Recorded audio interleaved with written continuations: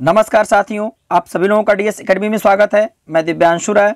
आज हम BEd first semester के मॉडल पेपर 2022 के बारे में अध्ययन करेंगे।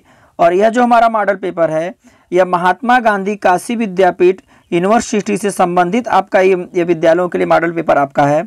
और यह जो हमारा मॉडल पेपर आज का है, बीएड फर्स्ट सेमेस्टर के प्रथम प्रश्न पत्र का यह मॉडल पेपर लिया गया है।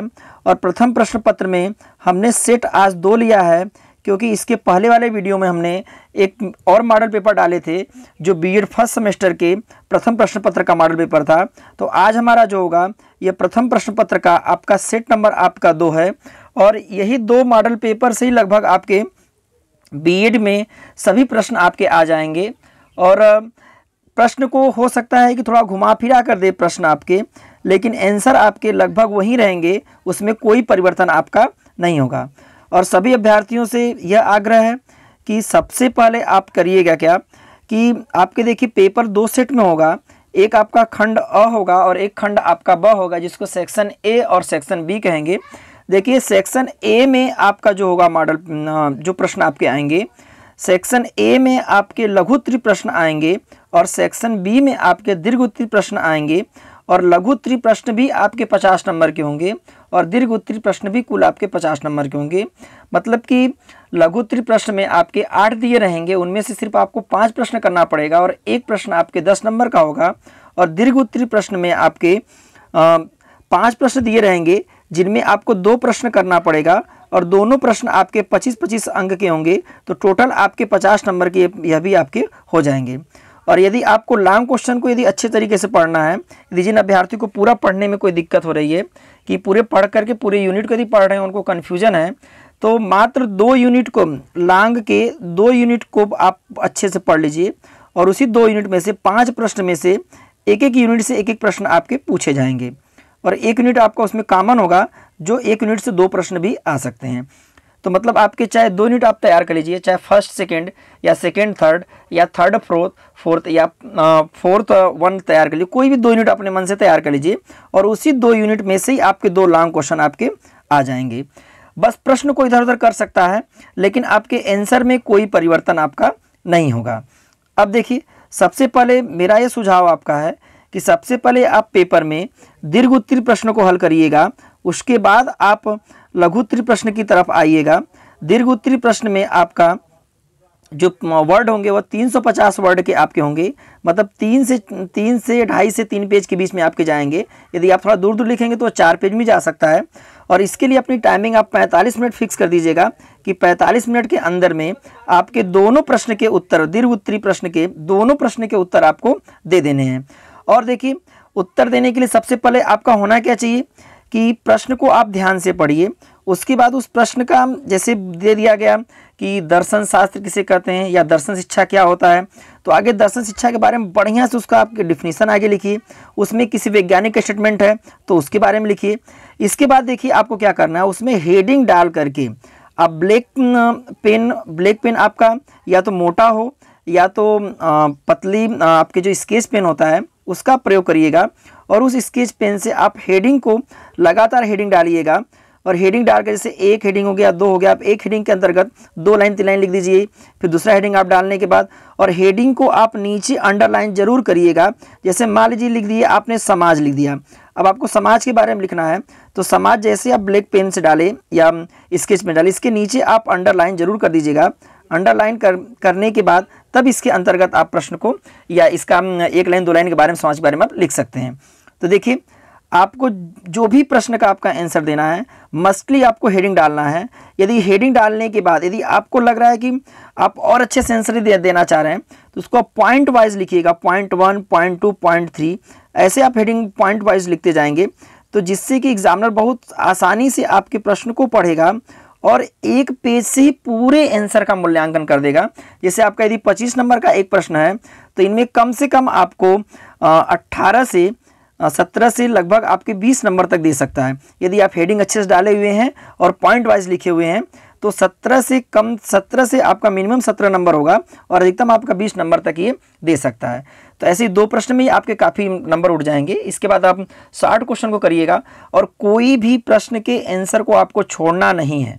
ठीक है, किसी प्रश्न के आंसर को आपको छोड़ना नहीं है और सभी प्रश्न का आंसर आप पॉइंट वाइज दीजिए और हेडिंग डाल कर दीजिए। हेडिंग डालने के बाद उसके नीचे आप अंडरलाइन जरूर करिएगा। अंडरलाइन करने के बाद तब उसके अंतर्गत आपको 1 लाइन 2 लाइन जो भी लिखना होगा आप उसको लिखिएगा। और कोशिश रहे कि पहला प्रश्न हमारा दीर्घ उत्तरी प्रश्न हो और दीर्घ उत्तरी प्रश्न और जो पहला प्रश्न हो वो एकदम सटीक आंसर आप लिखिएगा।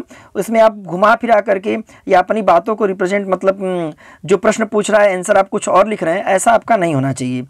ठीक है, क्योंकि बीएड में देखिए होता है क्या, बीएड में नंबर कम इसलिए आते हैं क्योंकि सबसे पहले लोग करते क्या है कि पहले प्रश्न से ही वो लगेंगे एग्जामिनर को बेवकूफ़ बनाने। तो एग्जामिनर क्या करता है कि पहले लाइन 2 लाइन 3 लाइन पढ़ने के बाद, पहले प्रश्न को पढ़ने के बाद जो आपका 25 नंबर का क्वेश्चन है उसमें आपको 10 नंबर 15 नंबर देना स्टार्ट कर देगा। 10 नंबर दे दिया तो 10 नंबर के जनरेट आप बढ़ते जाएंगे उसे, तो आएगा कितना नंबर 50 55 60 तक ही जाता है लोगों का। यदि आप इस टाइप से लिखेंगे तो आपका 20-20 का, यदि मान लीजिए 18 का भी रेशियो जा रहा है तो 2 प्रश्न में ही 36 पा जाएंगे। इसके बाद आप गेन करेंगे तो हमको लगता है कि आपका 70+ आपका चला जाएगा, मार्किंग 80 के लगभग आप जा सकते हैं। तो चलिए आज का हमने विचार इतना दिया आपका कि आपको पेपर को ऐसे ही लिखना है जिस तरह से हमने बताए हैं। आपको ज़रूर अच्छे नंबर आपके आएंगे। आप कहेंगे कि नहीं डीएस एकेडमी के द्वारा जो बताया गया था उसमें हमको नंबर अच्छे मिले हैं जिस तरीके से हमने बताया है। क्योंकि फर्स्ट सेमेस्टर वालों का दिक्कत नहीं होता है कि वो पहली बार परीक्षा देते हैं, इसलिए उनको लिखने का थोड़ा तरीका नहीं पता रहता है। देखिए अब आज का जो हमारा मॉडल पेपर प्रश्न पत्र का आपका ये दूसरा प्रश्न पत्र हमने लिया है, मतलब प्रथम प्रश्न पत्र के दूसरे सेट को लिया है। मतलब एक सेट हमने पहले बना दिए थे इसका वीडियो, दूसरा सेट हम वीडियो बनाने जा रहे हैं। अब देखिए तो आपका प्रथम प्रश्न पत्र में जो विषय का नाम है वह आपका है शिक्षा के दार्शनिक एवं समाजशास्त्री आधारगत परिप्रेक्ष्य। अब देखिए यह जो पेपर आपका होगा यह आपका 1.5 घंटे का पेपर होगा और पूर्णांक आपका 100 नंबर का होगा। यह विद्यापीठ के नोटिफिकेशन के अनुसार यह पेपर आपका मॉडल पेपर बनाया गया है। अब देखिए इसमें प्रश्न में आपको क्या दिए जाएंगे। देखिए पहला नोट में आपको दे दिया जाएगा, निर्देश में दे दिया जाएगा कि नोट खंड अ एवं खंड ब से दिए गए निर्देशों के अनुसार प्रश्नों का उत्तर दीजिए। देखिए खंड अ आपका जो होगा, यह खंड अ देखिए आपका क्या दिया गया है। देखिए खंड अ आपका दिया गया है कि लघु उत्तरी प्रश्नों को आपको इसमें हल करना है। और देखिए जिन अभ्यर्थियों को इस वीडियो संबंधित पीडीएफ चाहिए, डीएस एकेडमिक कॉन्टैक्ट नंबर 9807823307 पर संपर्क कर सकते हैं।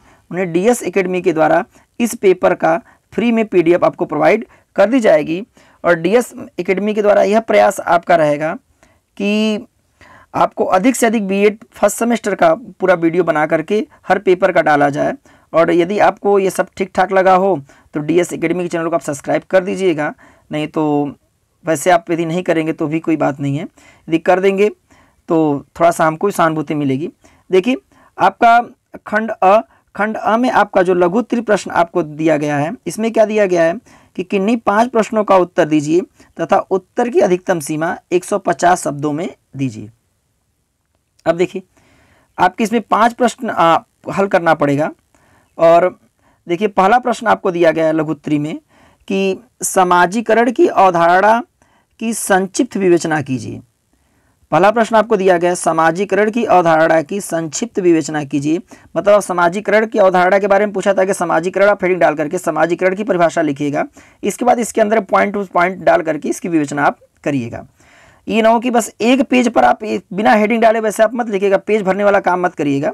हेडिंग डाल के पॉइंट वाइज लिखिएगा। अब देखिए इसके बाद आपका दूसरा प्रश्न जो दिया गया पहले में कि आदर्शवाद शिक्षा की विशेषताओं का वर्णन कीजिए। आदर्शवाद शिक्षा क्या है, इसकी विशेषताओं का आप वर्णन कीजिए। देखिए दूसरा आपका प्रश्न था। तीसरा प्रश्न आपको दिया गया है कि भारतीय संविधान में प्रदत्त मौलिक कर्तव्य की चर्चा कीजिए। अब देखिए भारतीय संविधान में प्रदत्त मौलिक कर्तव्य में आपके अनुच्छेद आर्टिकल सब आ जाएंगे, इसके बारे में आपको लिखना पड़ेगा। इसका आंसर आपको सटीक देना पड़ेगा, घुमा फिरा कर आंसर आप इसको नहीं दे सकते हैं। अब देखिए चौथा प्रश्न आपको दिया गया है। चौथा प्रश्न आपको दिया गया है कि शिक्षा के वैयक्तिक एवं सामाजिक उद्देश्यों के बीच समन्वय की व्याख्या कीजिए। ये आपका चौथा प्रश्न है। पांचवा प्रश्न दिया गया है शिक्षा में प्रयोजनवाद की प्रमुख विशेषताओं एवं सिद्धांत को समझाइए। ये आपका पांचवा प्रश्न था। छठवां आपको दिया गया है जनतांत्रिक प्रणाली या इसको लोकतांत्रिक बोलते हैं, जनतांत्रिक प्रणाली का भारतीय शिक्षा पर क्या प्रभाव है समझाइए। जनतांत्रिक प्रणाली का भारतीय शिक्षा पर क्या प्रभाव है समझाइए। इसके बाद देखिए 7वां क्वेश्चन दिया गया आपका है कि शैक्षिक समाजशास्त्र से आप क्या समझते हैं। आपका 7वां प्रश्न दिया गया है, शैक्षिक समाजशास्त्र से आप क्या समझते हैं। देखिए इसके बाद आपका ये 8वां क्वेश्चन जो दिया गया है, ये लॉन्ग में ये प्रश्न भी आ सकता है। देखिए 8वां प्रश्न, बस इसके प्रश्न का आपका उत्तर जो होगा उसके पेज आपको बढ़ाना पड़ेगा। देखिए यह जो आपका दिया गया है 60 में कि मानवीय पूंजी के रूप में शिक्षा की अवधारणाओं को स्पष्ट कीजिए तथा मूल्य शिक्षा क्या है।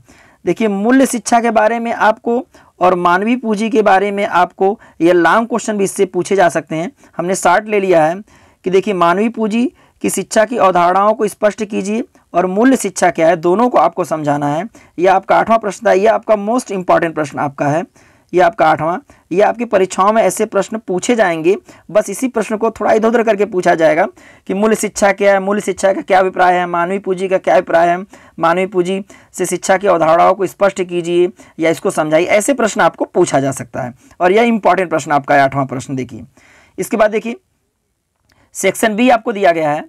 सेक्शन बी में आपको देखिए क्या दिया गया है, खंड ब कि दीर्घ उत्तरीय प्रश्न। अब देखिए दीर्घ उत्तरीय प्रश्न जो दिया गया आपका है, यह आपको दिया गया है नोट में कि किन्हीं 2 प्रश्नों का उत्तर दीजिए तथा उत्तर की अधिकतम सीमा 350 शब्द में दीजिए। देखिए बोला गया है किन्हीं 2 प्रश्नों के उत्तर दीजिए तथा उत्तर की अधिकतम सीमा 350 शब्दों में दीजिए। अब देखिए दीर्घ उत्तरीय प्रश्न का पहला प्रश्न आपको दिया गया है कि दीर्घ उत्तरीय प्रश्न का आपको पहला प्रश्न दिया गया है कि शिक्षा दर्शन के विभिन्न अंगों की विवेचना कीजिए। पहला प्रश्न दिया गया दीर्घ उत्तरीय प्रश्न का कि शिक्षा दर्शन के विभिन्न अंगों की विवेचना कीजिए। देखिए टोटल प्रश्न संख्या आपका दूसरा है, लेकिन दीर्घ उत्तरीय प्रश्न आपका ये पहला प्रश्न आपका है कि शिक्षा दर्शन के विभिन्न अंगों की विवेचना कीजिए। इसको आपको 350 शब्दों में देना है और इसको आप हेडिंग डाल करके पॉइंट वाइज आप लिखेंगे। अब देखिए इसके बाद देखिए दूसरा प्रश्न जो इसका तीसरा प्रश्न आपका दिया गया है और दीर्घ उत्तरीय का दूसरा प्रश्न दिया गया है कि डॉक्टर एनी बेसेंट की शैक्षिक चिंतन की विवेचना कीजिए।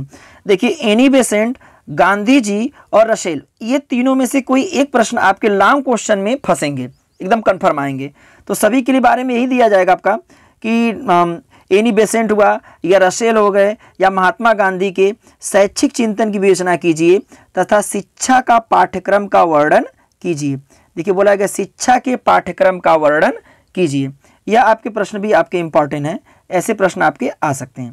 देखिए इसके बाद आपको दिया गया है कि भारत में शिक्षा के अवसरों की विषमताओं का वर्णन कीजिए। इन विषमताओं को दूर करने के लिए संवैधानिक प्रावधान की संचित विवेचना कीजिए। अब देखिए संवैधानिक प्रावधान दे दिया तो इसका मतलब है कि इसमें अनुच्छेद आर्टिकल सब के बारे में आपको लिखना पड़ेगा कि किस आर्टिकल के अंतर्गत हम क्या प्रयोग करेंगे कि यह भारतीय शिक्षा के अवसरों में विषमताओं को हम दूर कर सकें। तो देखिए यह जो चौथा प्रश्न आपका है काफ़ी अच्छा प्रश्न है, लेकिन इसमें भी आप इसका आंसर दिया आप घुमा फिरा कर देंगे तो एग्जामिनर एक भी नंबर नहीं देगा, वही है 2-4 नंबर दे करके आपको आगे निकल जाएगा। क्योंकि संवैधानिक जैसे ही आपका प्रावधान दे दिया जाएगा तो इसमें आर्टिकल के बारे में आपको पढ़ना पड़ेगा और आर्टिकल पूरे अच्छे तरीके से पॉइंट वाइज पॉइंट डाल करके लिखिएगा कि इस आर्टिकल के अंतर्गत ये आपका होता है, ठीक है।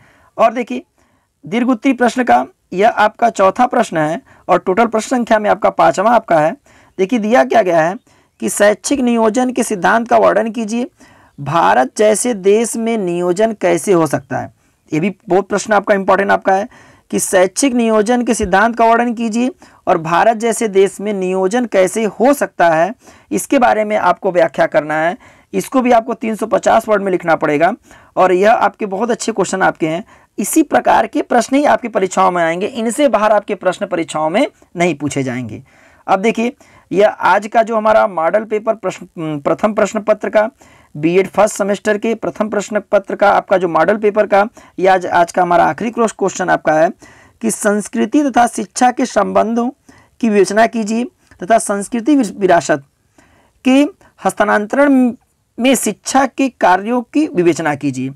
देखिए संस्कृति तथा शिक्षा के संबंधों की विवेचना कीजिए कि संस्कृति और शिक्षा में क्या संबंध है, इसके बारे में आपको एक्सप्लेन करना है।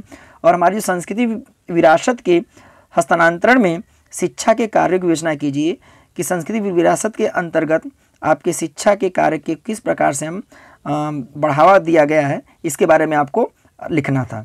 तो देखिए आज का जो हमारा मॉडल पेपर था महात्मा गांधी काशी विद्यापीठ यूनिवर्सिटी से संबंधित नोटिफिकेशन के अकॉर्डिंग आपके मॉडल पेपर जो बनाए गए थे, यह मॉडल पेपर आपका जो था यह प्रथम प्रश्न पत्र का हमने दूसरा सेट लिया था और इसके पहले प्रथम सेट का हमने वीडियो बना चुके हैं।